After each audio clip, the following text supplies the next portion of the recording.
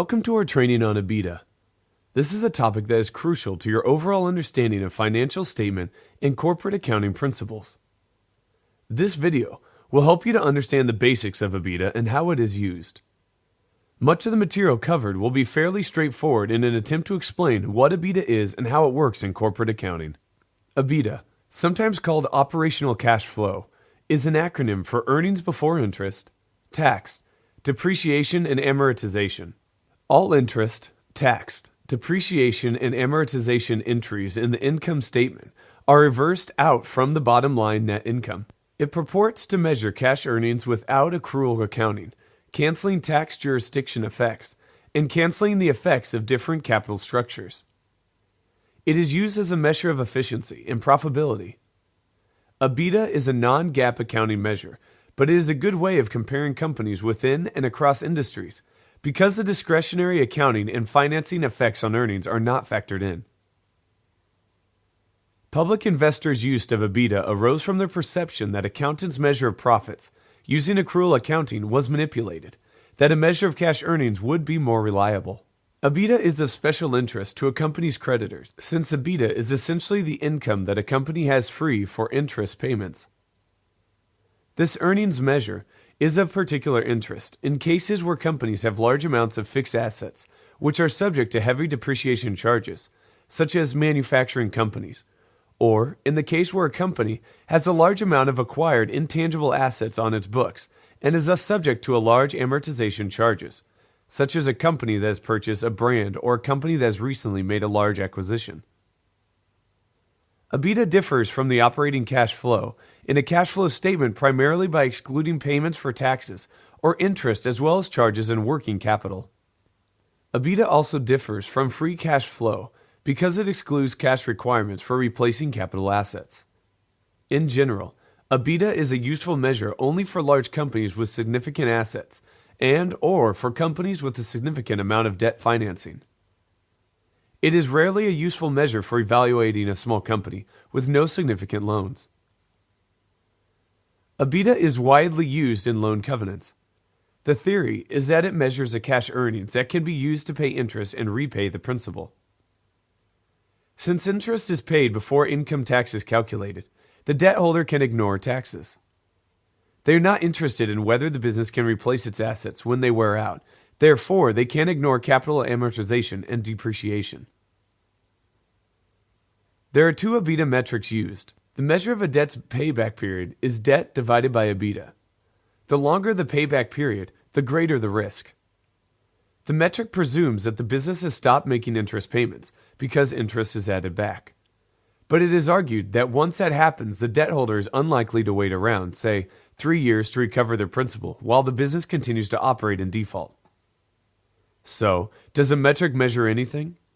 There is also the problem of adding back taxes. This metric ignores all tax expenses even though a good portion are cash payments, and the government gets paid first. Principal repayments are not tax deductible. The next one is interest cover ratio, which is Ebitda divided by interest expense. It is used to determine a firm's ability to pay interest on outstanding debt. The larger amount of cash available for interest payments, the less risk there is to the lender.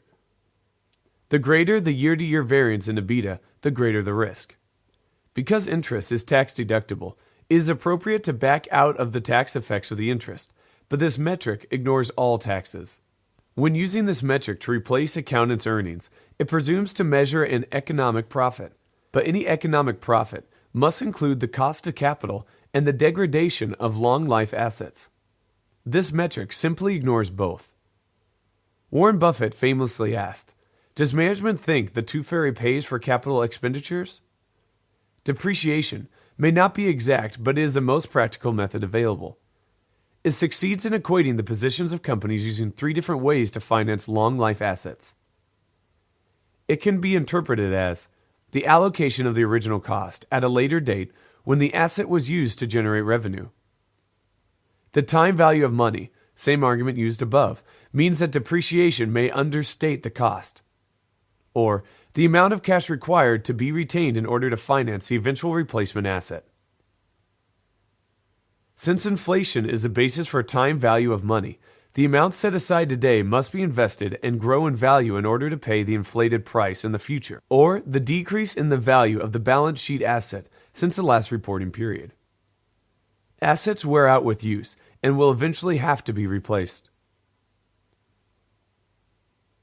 When comparing businesses with nonprofits, their potential to make profit is more important than their net loss. Since taxes on losses will be misleading in their context, taxes can be ignored. Capital expenditures and the related debt result in fixed costs. These are of less importance than the variable costs that can be expected to grow with increasing sales volume in order to cover the fixed costs, so depreciation and interest costs are of less importance. It is likely that an unprofitable business is burning cash, which has a negative cash flow, so investors are most concerned with how long the cash will last before the business must get more financing, which results in debt or equity dilution. Ebitda is not used as a valuation metric in these circumstances. It is a starting point on which future growth is applied and future profitability is discounted back to the present. Equity owners only benefit from net profits after all the expenses are paid. During the dot-com era, bubble companies promoted their stock by emphasizing either Ebitda or pro forma earnings in their financial reports and explaining away the often poor income number. This would involve ignoring one-time write-offs, asset impairments, and other costs deemed to be non-reoccurring. Because Ebitda and its variations are not measures generally accepted under U.S. GAAP, the U.S. Securities and Exchange Commission requires that companies registering securities with it and, one filing its periodic reports, reconcile Ebitda to net income in order to avoid misleading investors. Some other things to note concerning Ebitda is that it does not measure cash earnings because it omits all the tax expenses, even though a good portion are cash payments. It also fails to correct for other non-cash expenses, such as warranty expense, bad debt allowance, inventory write-down, and stock options that are granted.